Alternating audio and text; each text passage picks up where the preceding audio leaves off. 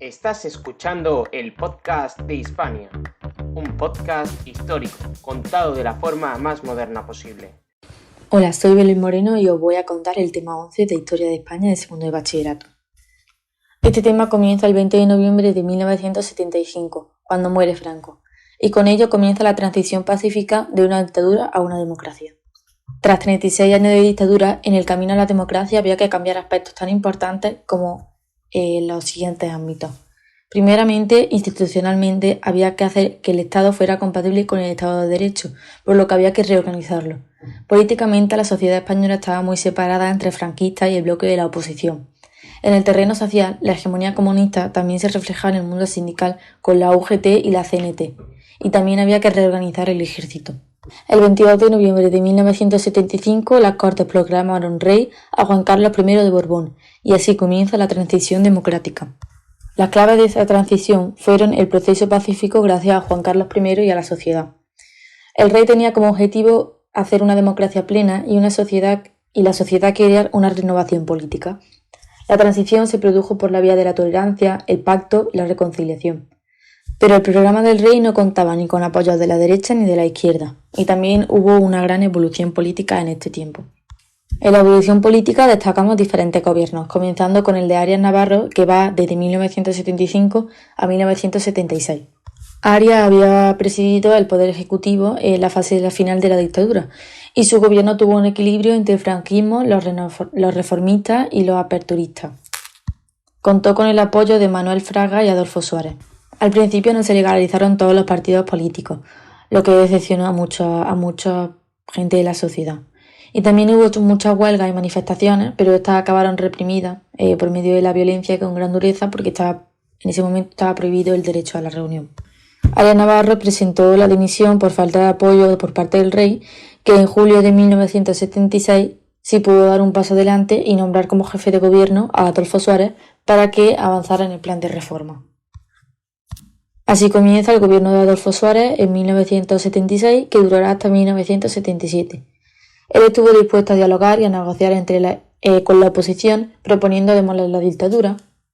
También hizo reformas en el Código Penal, legalizando los partidos políticos, también permitió la celebración de congresos de socialistas en Madrid y legalizó partidos comunistas y de centrales sindicales como la CCOO y la UGT.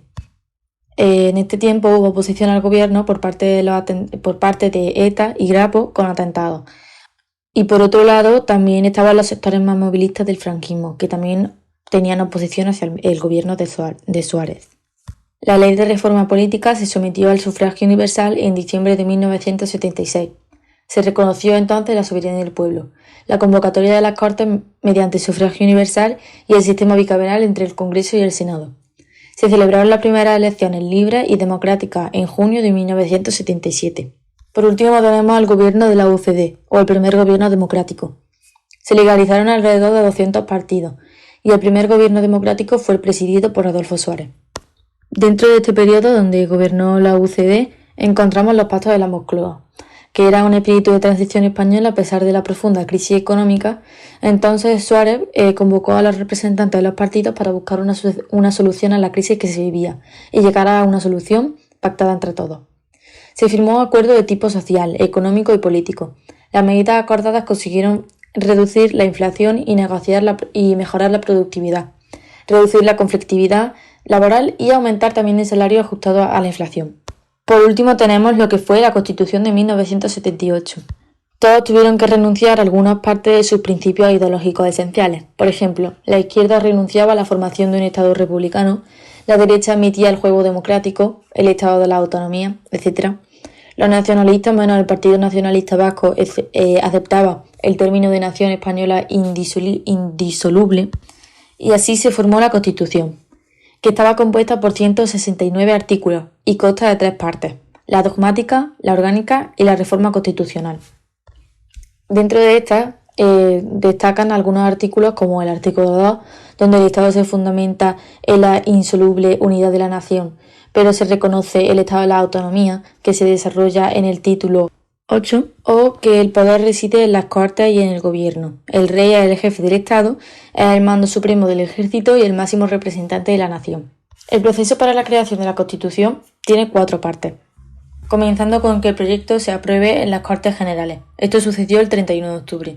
Después, que se ratificara en el referéndum, que fue el 6 de diciembre. Después, sancionada y promulgada por el rey, el 27 de diciembre. Y por último, cuando entra en vigor y es publicada en el BOE, el 29 de diciembre.